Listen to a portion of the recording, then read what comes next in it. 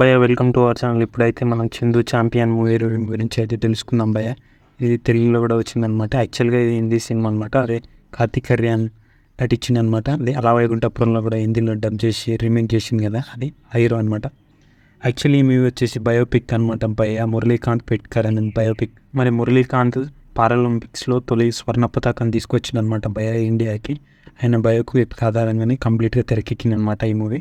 మరి ఈ సినిమా బాలీవుడ్లో అయితే పెద్దగా ఆడలేదు, అంటే క్రిటిక్స్ నుంచి మంచి మూవీ మంచిగా ఉందన్న రివ్యూస్ అయితే వచ్చినాయి, కానీ పెద్దగా కలెక్షన్లు అయితే రాలేదన్నమాట. మరి ఈ మూవీ స్టోరీ బేస్ లైన్ అయితే ఆయన బయోపిక్ ఆధారంగా అనేది. మరి మూవీ రివ్యూ విషయానికి వస్తే ఏంటి అంటే, ఇందులో ఎమోషనల్ సీన్స్ కూడా ఇన్స్పైరింగ్ చేసే సన్నివేశాలు కూడా చాలా బాగున్నాయి భయ. థ్రిల్లింగ్ ట్విస్ట్లు కూడా లాస్ట్లో ఉంటాయి అన్నమాట. అవి కూడా బాగున్నాయి అన్నమాట.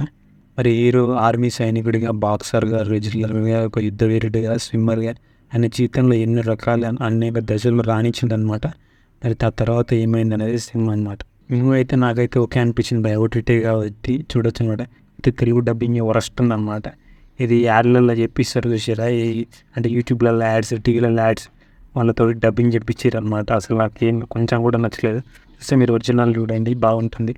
సాంగ్స్ కూడా ఏం డబ్ చేయలేదు, డైరెక్ట్ హిందీలోనే ఉన్నాయి అనమాట.